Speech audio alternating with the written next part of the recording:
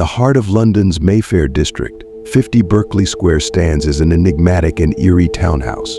Its unassuming facade belies the dark secrets that have woven themselves into its history. Let us delve into the chilling tales that surround this address, where reality and fiction intertwine. During the 19th century, when television was non-existent, people sought entertainment in other forms. Crowds would assemble outside 50 Berkeley Square, their breaths visible in the chilly London air, waiting for a glimpse of the supernatural. The allure of a haunted house drew them like moths to a flame. Oddly enough, the house's reputation wasn't always tied to its address. Other nearby locations initially bore the weight of spectral occurrences. Yet, over time, the stories converged upon 50. Perhaps it was the building's faded grandeur, its once rundown state, that made it a fitting canvas for ghostly tales. Newspapers fueled the flames of curiosity, weaving fictional narratives around the townhouse. But it was a popular novel set in Berkeley Square that truly cemented its haunted status. Readers, unable to discern fact from fiction, embraced the chilling accounts as reality. And so 50 Berkeley Square became synonymous with the paranormal. Its walls whispered of tortured souls, cursed mirrors, and restless spirits. Even today, the house stands as a testament to our fascination with the unknown, a place where reality and imagination blur. Remember, my friend, as you walk past its elegant facade, that within those walls lie tales of the inexplicable, waiting to be discovered by those who dare to peer into the shadows. Today I will tell you a few of these strange stories. Mysterious reputation. This house, renowned for its hauntings, is said to be inhabited by several supernatural beings. Among them are a ghostly child in a kilt, a young woman who committed suicide and appears as a brown or white mist, and a young man who went mad and was confined to the attic. But the terror doesn't stop there. Many who spent time in the house met grim fates. A maid, driven insane by an apparition, died of fright in the hospital the next day. A nobleman who stayed a night in the house committed suicide 4 years later. A young man, engaged to a daughter of the house, also died of fright. A sailor, seeking refuge in what he thought was an empty house, was chased to his death by a phantom. Additionally, the house was home to an eccentric recluse who had been jilted. Whether you believe in these ghostly apparitions or not, most of the people who supposedly saw them were either fictitious or had no chance to enter the house. The only part of this tale that seems true is about the reclusive eccentric Thomas Myers, who lived at No. 50. His shadowy story is the one I am about to tell. The tale begins with Thomas Myers of Appleby in Westmoreland. At 17, with the support of his wealthy great-uncle, John Robinson, he sailed to India to join the East India Company. His cousin, Dorothy Wordsworth, described him as a sensible man and very clever at business. He eventually became the accomptant general in Bengal. Like many of his peers, Myers had a relationship with a local woman and fathered at least one daughter. In 1795, Dorothy agreed to take care of one of his children, as mentioned in her letters. However, the child likely stayed with her mother, and it's uncertain if Myers provided for them. By 36, Myers had amassed a fortune and returned to England. He was elected Member of Parliament for Harwich and, in 1802, married 18-year-old Lady Mary Catherine Neville, daughter of the 2nd Earl of Abergavenny and granddaughter of his patron, John Robinson. The marriage, considered a mésalliance by the Neville family, took place on January 20th, 1802, at Wyke House, Robinson's country estate in Isleworth. Wyke House met a grim fate in the late 19th century, becoming infamous as a mental asylum. Lady Mary, unfortunately, did not have a much better end, passing away at the young age of 24. By then, she had given birth to 2 children. The elder, Thomas, was born in July 1803 and baptized at St. George's, Hanover Square. The younger was a girl named Mary. Their father, who never remarried, served as a member of Parliament for Yarmouth on the Isle of Wight from 1810 to 1812 before retiring from public life. Little is known about his later years, except that he owned a house on Tilney Street in Mayfair and a property called Gray's Hall in Sibley-Hedringham, Essex. He passed away in 1835 at the age of 71 and was buried in the newly opened Kensal Green Cemetery, leaving Thomas and Mary quite wealthy. By the time of their father's death, Thomas and Mary were in their 30s and still unmarried, which was unusual given their social standing. Mary lived in the former family home on Tilney Street with 2 or 3 servants, leading a relatively modest life compared to her neighbors, Mr. and Mrs. Reginald Brett, who had 9 live-in servants for themselves and their 1-month-old son. As for Thomas Myers remains an enigmatic figure, even more so than his sister. In the 1851 census, he is listed as a 46-year-old annuitant lodging at 4 Chapel Street West, now Altford Street in Mayfair, in a house owned by Anne Williams. There is no record of him paying land tax in London from 1835 to about 1859, suggesting he either took lodgings or lived outside the capital. A relative by marriage, Lady Dorothy Neville, described him as exceedingly eccentric, to a degree that bordered on lunacy, raising the possibility that he might have been institutionalized. At this time, 50 Berkeley Square had not yet gained its infamous reputation. It was occupied by the Hon. Elizabeth Curzon until her death at 91 in April 1859, after which Thomas Myers moved in. He lived there until his death in 1874. His peculiar habits, such as reportedly not leaving the house for 20 years and sleeping by day while wandering the house by night, fueled rumors of hauntings. Interestingly, Myers is absent from the 1861 and 1871 censuses, which list only single occupants. In 1861, the sole entry is a servant named Eleanor Porter, a woman in her early 40s from Yorkshire. In 1871, the only listed occupant is a cook in her early 70s, whose name is illegible due to the enumerator's scrawl. It's quite possible that Thomas Myers was indeed in the house during the censuses but chose not to declare himself. Given his reclusive nature, it might have suited him to let people believe the house was haunted, much like Miss Angelica Reed of Stamford Street. This could have been an effective way to ensure his privacy and keep others at bay. By that time, the house had fallen into disrepair, likely irritating his prestigious neighbors. Additionally, Thomas had stopped paying his taxes, prompting the tax collector for the parish of St. George, Hanover Square, Mr. Knox, to seek a warrant of distress against his goods in 1873. Despite his wealth, Thomas's eccentricity was well noted, even in newspaper reports about the Berkeley Square hauntings. When he passed away in November 1874, he left his sister a lease on a house that was dirty and neglected. Since she had a comfortable home on Tilney Street, 50 Berkeley Square remained vacant until 1884, when Lord and Lady Selkirk purchased it. Interest in the supernatural activities at 50 Berkeley Square continued to grow. In 1876, a newspaper article claimed that the London Association of Spiritualists wanted to exorcise the ghost that had supposedly haunted the house for 50 years, though there is no evidence they ever did. Stories about Thomas Myers also began to circulate. One such tale suggested that he had leased and furnished the house over 50 years earlier in preparation for a marriage that never happened. According to the story, his fiancée jilted him just days before the wedding, leading him to become a recluse, living with 2 or 3 crusty servants in a manner reminiscent of Miss Havisham. However, this story is inaccurate, as Thomas only lived in the house for 15 years. It's possible he moved there in 1859 to start married life, but this seems unlikely. More plausibly, Thomas was jilted as a young man when his eccentricities began to show, though there is no evidence to support this.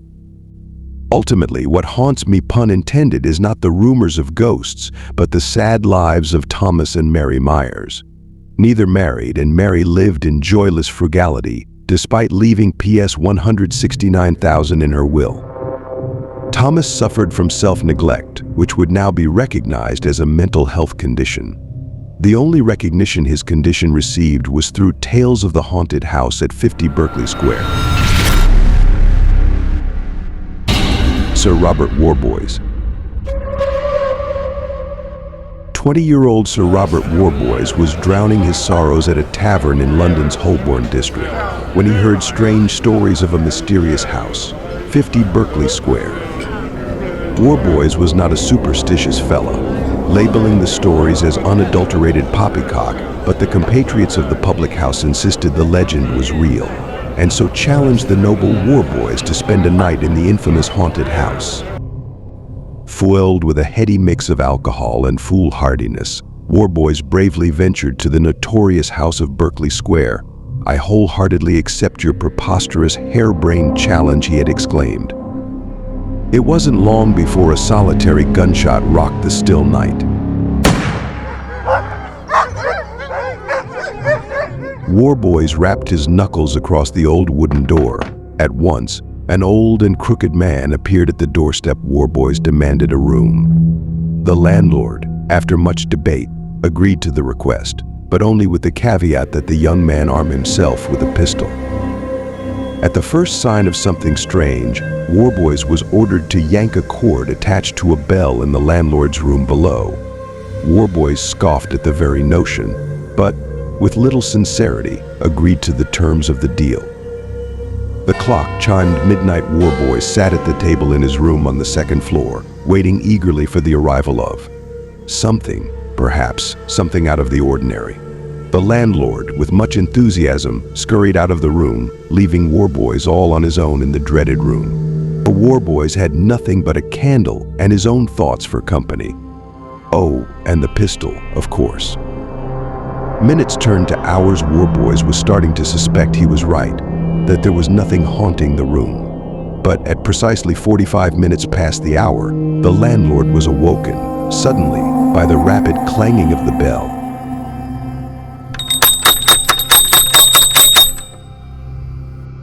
A frantic sound, indeed.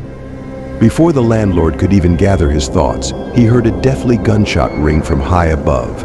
He clambered with great pace to the room, hurriedly up the old creaky wooden stairs.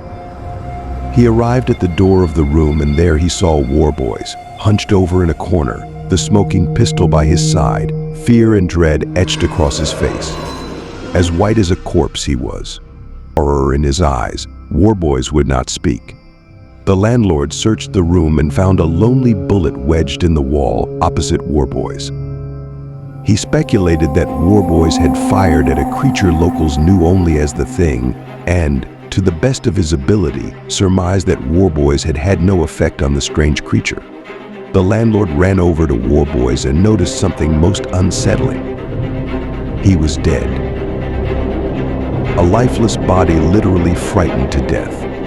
Just what was he shooting at?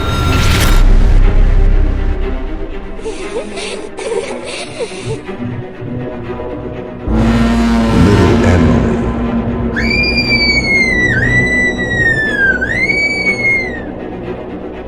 At the end of the 19th century, at 50 Berkeley Square, stood a stately home that hid a dark secret within its walls. In this house lived a family with a young daughter named Emily. Emily was a bright and cheerful child, but her life was marred by one man, a servant named John, who was cruel and mean. One night, when Emily's parents left for a ball, John decided to fulfill his dark schemes. He lured the girl into the attic, promising to show her something amazing. Emily, gullible and curious, followed him. But instead of miracles, a terrible fate awaited her. John killed her and hid her body in one of the old trunks in the attic. Since then, the house at 50 Berkeley Square has been haunted by the spirit of little Emily. People who have tried to spend the night in the house have reported strange sounds, rustles, and quiet baby cries coming from the attic. Some even claim to have seen the ghost of a girl who wandered the house in search of justice. One day, a young paranormal researcher named Thomas came to the house. He had heard of the legend and decided to spend the night in the house to prove or disprove it. In the evening, As darkness enveloped the streets of London, Thomas went up to the attic with a lantern in his hand. He could feel the cold and tension in the air, but he did not retreat. Suddenly he heard a soft cry. Thomas turned around and saw the ghost of a little girl in front of him. Emily was looking at him with her sad eyes, and Thomas felt his heart clench with pity. He realized that her spirit could not find peace because of the cruelty she had endured.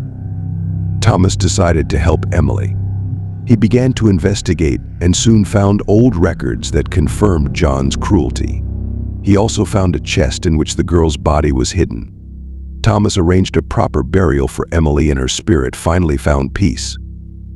From then on, the house at 50 Berkeley Square was no longer a place of terror. But the legend of little Emily and her cruel servant lived on, a reminder that even the darkest secrets can be revealed and justice can be served. Prime Minister George Canning. When Prime Minister George Canning resided at number 50, he reported hearing strange noises from the uppermost floors. Though he never encountered the brown horror, these upper floors were rarely visited by him. The property was later leased to an elderly woman who passed away at the age of 90 within its walls, presumably of natural causes. In 1885, Viscount Bearsted purchased the property and rented it to a man known as Mr. Myers, who was preparing for marriage, furnished the house in anticipation of starting a family. However, his fiancée left him just before the wedding, plunging him into a deep depression. He spent his days locked in the attic room, gradually losing his sanity, and only ventured out at night. Eventually, he met his end.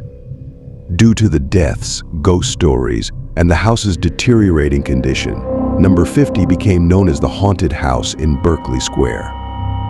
By 1887, the house was vacant again, and its reputation deterred potential tenants. However, two sailors, Edward Blunden and Robert Martin, eventually moved in, becoming the house's next victims.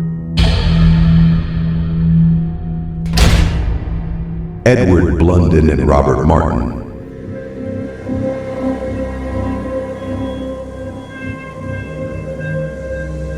By the end of the 19th century, the house had long since been abandoned due to its sinister fame, which, unfortunately for them, was not known to two sailors on duty on HMS Penelope.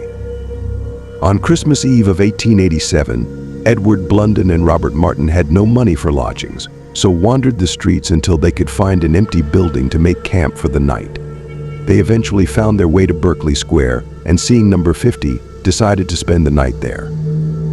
They settled for a second-floor bedroom, and if soon Martin was asleep, Blunden was restless and frightened. He could hear footsteps in the corridor, and soon the door opened. As Blunden watched, a dark and shapeless form entered the room. The noise had awoken Martin, who saw a massive tendril strangling Blunden. Fearing for his own safety, Martin took the opportunity to run out the bedroom door, down the stairs, and out the building, where he soon ran into a police constable.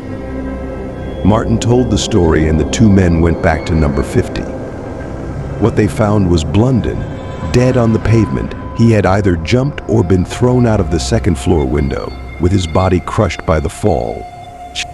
Even if other stories say he tripped and died of fright as he ran from the building, or for a more gory version, that Blunden was found dismembered in the basement or impaled on the spiked fence out the front of the property. The house had made its last victim. The end of horror. After Maggs Brothers bought the house in the 1930s and opened an antique shop in the house, all the creepy phenomena stopped immediately. Maybe real skeptics had taken up residence in the house. Or maybe it was the fact that the very room was locked. The owners forbade to use it for any purpose. It could not even be used for storage.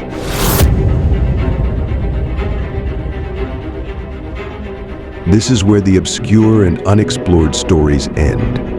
Thank you for watching. Don't forget to like and subscribe. We have many more stories we want to tell you. Take care.